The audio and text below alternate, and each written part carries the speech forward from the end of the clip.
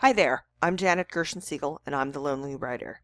This is serious social media help for the independent writer who is a writer who does not yet have an agent. I'm a master's degree candidate at Quinnipiac University, and this is my capstone project. Today I'm going to be talking about Creative Commons. Now, what is Creative Commons? The story is best told by them, and I quote, "Creative Commons is a nonprofit organization that enables the sharing and use of creativity and knowledge through free legal tools," end quote. Check them out at creativecommons.org. Now, usually what we're talking about are images, and so I'm going to be talking about those in reference to book covers. Question: can all images be used? Answer: oh my God, of course not. Just because you can right-click an image or take a screenshot does not mean you have the right to just take it and use it. And don't even get started on the idea of wiping off a photographic watermark and suddenly deciding you can use that image. You can't. Don't do it. Don't be a jerk about this. Now, currently, Creative Commons specifies 6 separate types of licenses, and be sure to click through and read the specifics. Now, the first two are, one is called Attribution CC BY, and this is the most open of the licenses, and it allows others to do pretty much anything to a creative work, where you can recolor it, resize it, add captions, manipulate it in all sorts of ways. The Attribution Share Alike CC BY SA is similar to CC BY, except that it requires attribution to the original artist. This is what Wikipedia uses. Very popular. Couple more. Attribution No Derivs CC BY ND.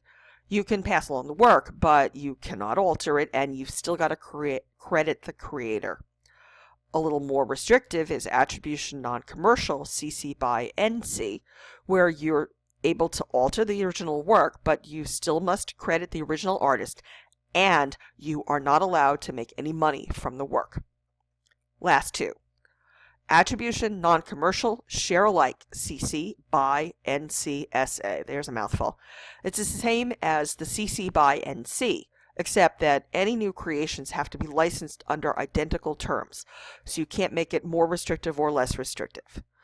And the final one, the most restrictive one, is Attribution Non-Commercial No Derivs CC BY NC ND. This allows for sharing, but attribution is required.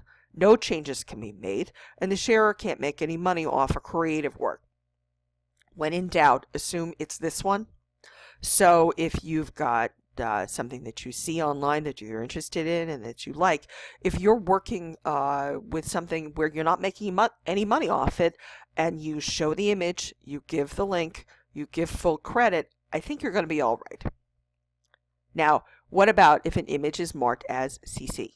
Even if an image is marked as Creative Commons, even if it's marked with one of the less restrictive licenses, you are still going to need to do some investigating. And the reason why is because the internet is full of people who troll in all sorts of weird ways. And one of the ways that they troll is by right-clicking on somebody's much more strictly protected image, saving it, renaming it, uploading it someplace else, slapping a less restrictive Creative Commons license on it, calling it a day, and inviting people to essentially get sued. It's not necessarily a common occurrence, but it's not an impossible one. Now, one of the ways you can check on licensing is hunt down the owner of the image, and one of the ways that you can do this is by doing an image search through Google. If you're not sure how to do that, you can always Google how to do a Google image search. See if there are any other names for the image and any other origins for it. But there's really a more foolproof kind of way of dealing with Creative Commons, and that's to just pay for everything. You'll know inside and out that you can use this stuff, and particularly if it's an image you've taken yourself or you personally know the person who took the image, that's going to help you a lot. And also, get all agreements about images in writing, in a document signed by both parties. Now, you may never need to deal with this in a court of law, but in case you do, a signed document is going to help to show that you acquired an image in good faith and performed as much due diligence about it as you could. Finally, this is Janet Gershon-Siegel for The Lonely Writer, because an independent writer never has to be alone. Thanks for listening.